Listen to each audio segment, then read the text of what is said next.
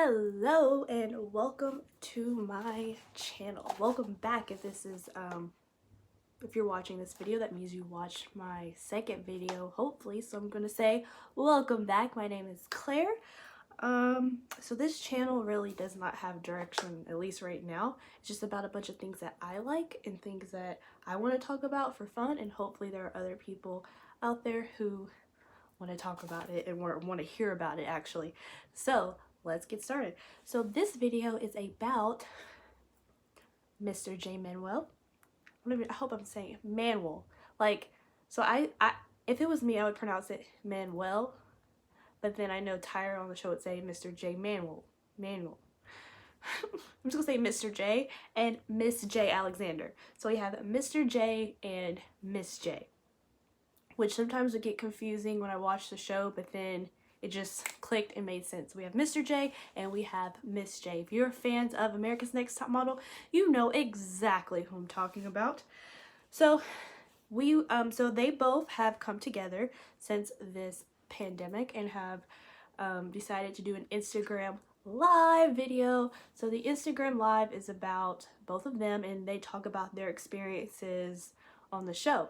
If you are looking to hear them just super bash and super go into Tyra and all that, they don't do that. They are very respectable, and I think that also tells a lot about Tyra, that two former employees of her who really don't owe her anything, and they're talking very positive about her. And the things that they do say that are negative or shady, it's really not that bad compared to when you hear other ex-employees bash their boss or bash and do other things. So it's really, if you're looking for that, that ain't it. I'm trying to decide if I want to do the blotting powder again. My other video, I did a Fenty haul.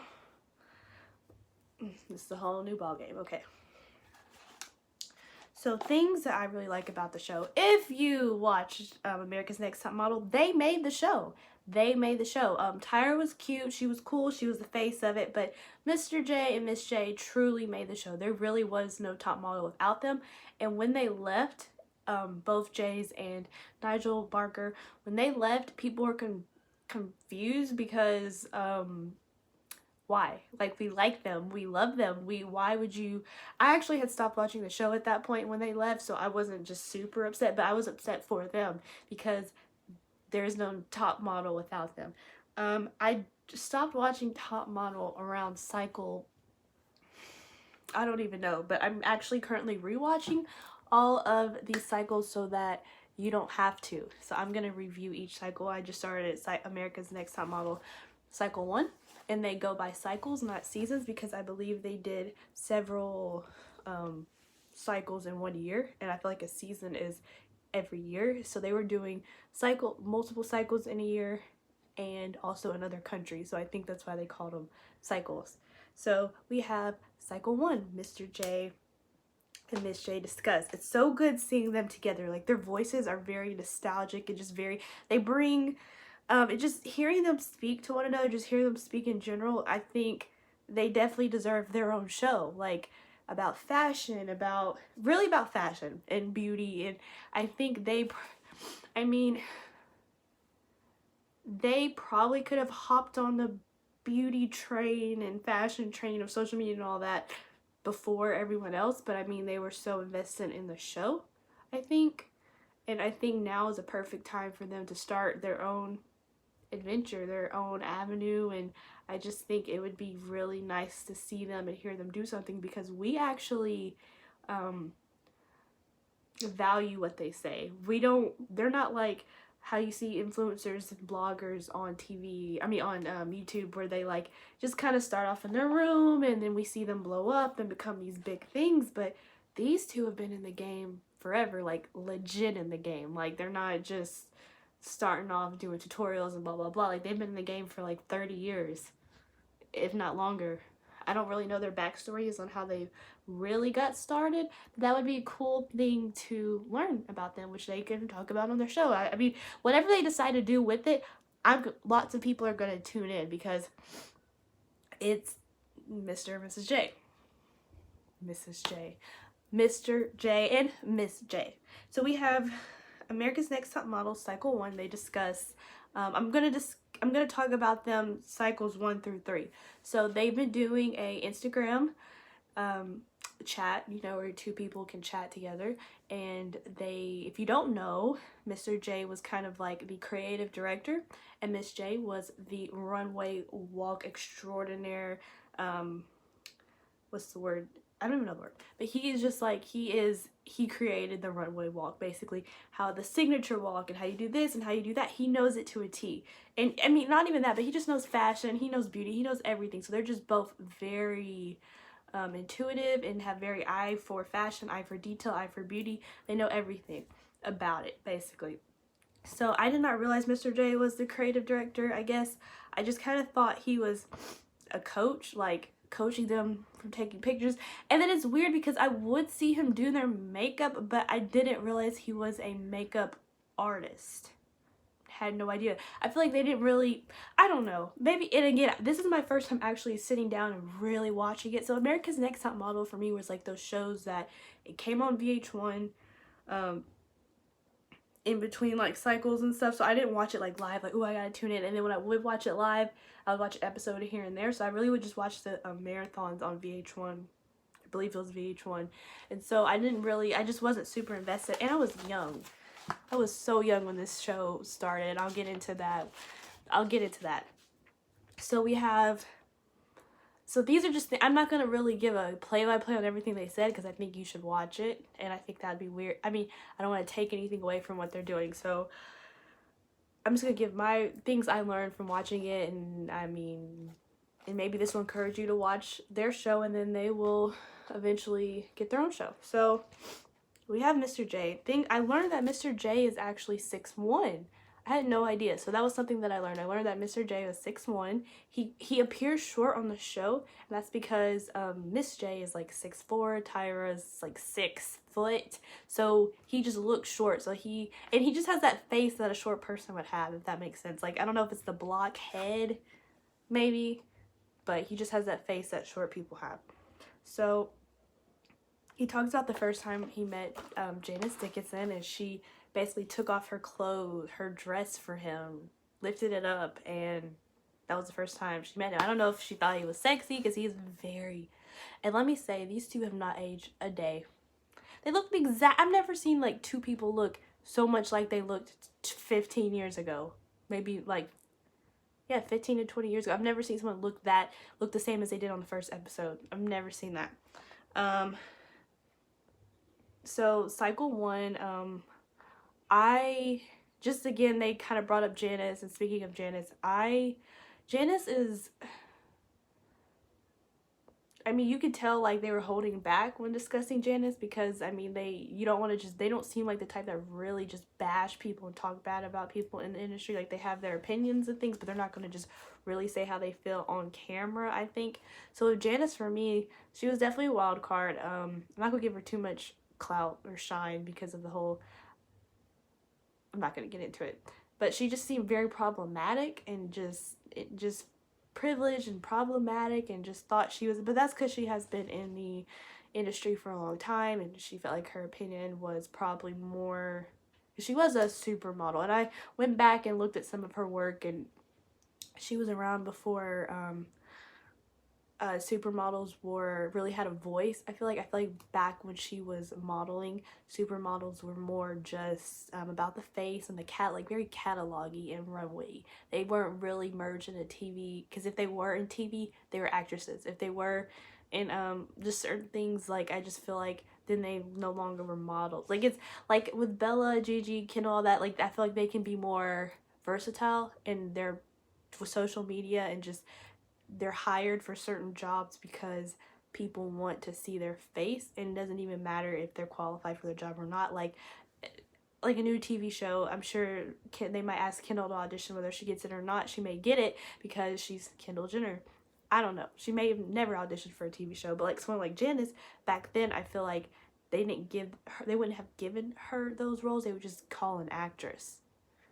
And now actresses model. So it's like it crosses over. Like, you see actresses, because I heard that there were controversies about models being upset because now actresses and singers are taking a lot of their jobs, and it's just I mean, it's crossed over. But I think in Janice's time, if you were a model, you were a model. Like, you were you just modeled. So I think it was just different for her. And her voice, I mean, I think she was just so pretty. Like, so I don't know if she was a household name back in the like 90s, 80s. I'm not sure. I mean, she became a household name as she got older, but I don't know if she was a household name back then, because I feel like models really weren't household names unless they were really like unless they became actresses or something. Unlike today, or you can just model and your name is known, not just your face. So I think back then her face was very popular, and she relied a lot on face. And her voice is so unique. It's just weird to picture that voice in a younger body. Like, her younger self, like, she just looked so different to me, and she was just beautiful. With that voice, it's just interesting. So now we have, so then in the they discuss cycle 1, and I guess it just all the chaos that went behind it. I didn't realize how much Mr. J really did behind the scenes. I feel like they didn't highlight that enough, especially like they just kind of had him come in and say a little thing, go like a coach. Like, they didn't really highlight how much he was doing behind the scenes, how this was basically like him and Tyra's show, basically the way he was describing it. Like, he did so much behind the scenes, and again, you need to watch it to get super into it, but he just did a lot behind the scenes. I love this this Instagram live that they're doing, because you see how shady Miss J is. Like, obviously he's shady, we're all shady, but, and like, I mean, like, he's shady, and because like Mr. J is more like and Miss J is like, ciao honey, and Mr. J is like, haha, oh, and then like Mr. J will say something like, yeah, so cycle 2, I invited Nigel to my apartment, you know, because that was back when we did Miss J's like, you invited Nigel to your apartment. Nigel knows better than that. Go as a model, he knows better to go into some strange man's apartment. And then Mr. J was like, yeah, well, no, it wasn't like that. Noel was there as well. Miss J's like that makes it any better. Like, just his reaction to, because Mr. J's so like professional, and I mean, he's funny, but like, he's more professional. Miss J is just like giving the eyes, giving the shade, giving the, and that, like, it's just, they're so different but yet so alike.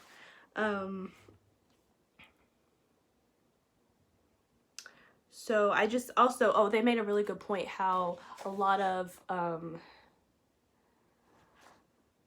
like right now during this pandemic, you see that a lot of television shows are failing, and that is because, I mean, they don't have the big productions, and a lot of shows are nothing without the big production. They're nothing without the live audience. They're nothing without the beautiful outfits, nice gowns, beautiful gowns. They're nothing without the makeup and the hair and the audience and the laughter and the lights and the commercials and the blah, da. They're nothing without that. And you see that when they're like just at home chilling, talking. And I mean, like, I feel like with Miss J and Mr. J, with the J's, you realize like they don't need all that. Just who they are, talk it out. So when they do get to a point where things open back up and they can do production, it's gonna be twice as good. But I mean, you do see like a lot of these shows and personalities really aren't much without the big production. And these are facts. And I think it's all based off of opinion, and that's why I'm not saying any particular show, but some of your favorite shows are lacking, and they can't hold a candle to when they had their productions versus other people who are thriving in this. And so it just kind of shows authenticity and genuality, if that's even a word.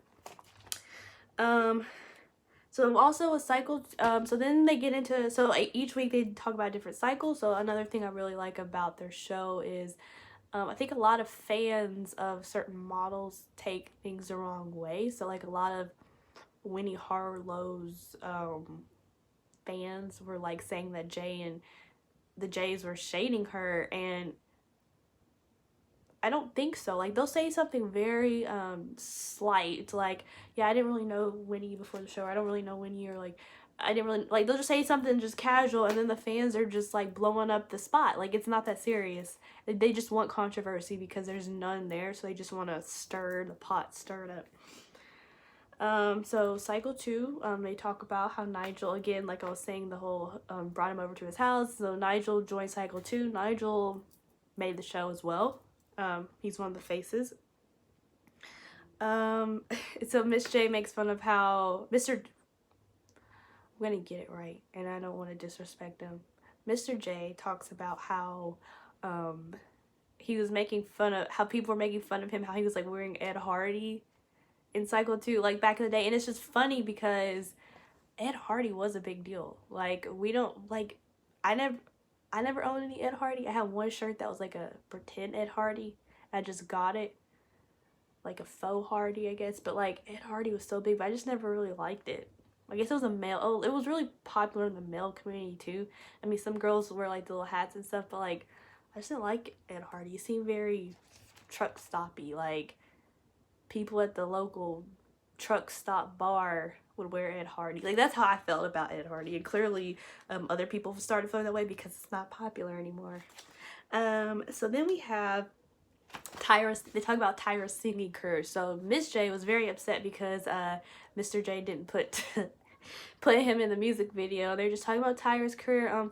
They didn't really say anything bad about it. Nothing bad to say. They were just like, get your coins, girl. Like, get it how you get it. Because I mean, yeah, like, get your coins. Like, if you're multi-talented, triple threat, model, actress, singer, why not? Oh, what I didn't realize, again, like, you're just learning so much about yourself and learning so much about the show while watching their stream. So they talked about how in cycle 2 with Shandy, you know, she was a girl that was caught sleeping. She was the girl who cheated on her boyfriend. She didn't really get caught because she told him, and the cameras caught her, but she knew the cameras were there, obviously. Like, how can you forget there's a camera crew right there? So then Shandy, I love Miss Jade because he's non-judgmental. He's talking about Shay. He's like, girl, she wanted that Italian trade. She got caught up in the Italian trade. Like, I love it. So it's really funny. And also another thing they mentioned was Mr. J talked about how the Super Bowl situation with Justin Timberlake happened that year of cycle 2, and I was thinking, like, was it that long ago? Like, Justin Timberlake at the Super Bowl happened during cycle 2, and we still watch Top Model, and like, it ended not that long ago. And I was like, wow, I was in 5th grade. So that means I was in 4th grade when this started, and 3rd grade when they started production. But when I think about it, me and my elementary school friend used to talk about the show, so I guess that makes sense. But I didn't really start watching it till like 6th grade. But I knew what it was. But I was like, I'm not gonna like it. I started watching it in 6th grade. Or maybe 5th, I don't know, but around that time. And so I just didn't realize it was that it's been out that long. Like, I just didn't realize the two overlapped. Like, what? So again, they start, they also talk about how in the cycles they had to do psych evals. So each girl would go through 2 psych evals before they were officially on the show. And that's kind of the reason why some of your faves from auditions didn't make it to the final group, the final group of girls that were chosen or selected to be part of the show. So they also talk about how in cycle 3 they were detained in customs in Tokyo. Cycle 3 is the cycle with Eva Pigford at the time, which I call her Eva Marcel. I don't even know if that's even her last name now. She was the winner and again, I'm gonna do a review on each cycle. So this review is mainly just about the Jay's show. I know. But this is about the Jay show. I'm gonna do another one about the actual cycles because I just want to do it. So they were detained in customs in cycle 3, which again they don't know. And I think one thing about Top Model is they never broke the 4th wall. Never. It was just so like, we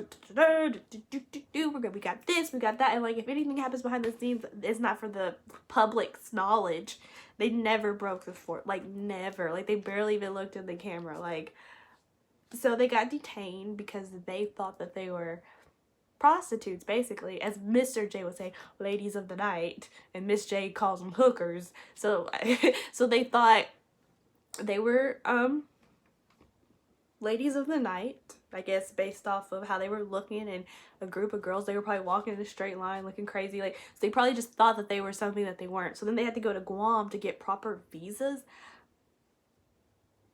Yeah, didn't know that. So it was basically like a mess. So basically just going to Tokyo, they had to, like, a lot of people didn't make it to Tokyo. They had to like, so a lot of people didn't make it to Tokyo. They had to, like, change up their whole plan, basically, like their runway, their photo shoots. The girl who was the stylist didn't make it to Tokyo. She got upset, so she didn't even try to get there. So they said that the robes they used for the photo shoots, the final photo shoots, the robes were robes from the hotel's bathroom.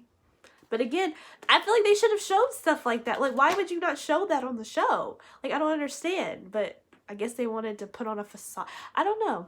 That's it. If I could ever ask them, I might submit that question.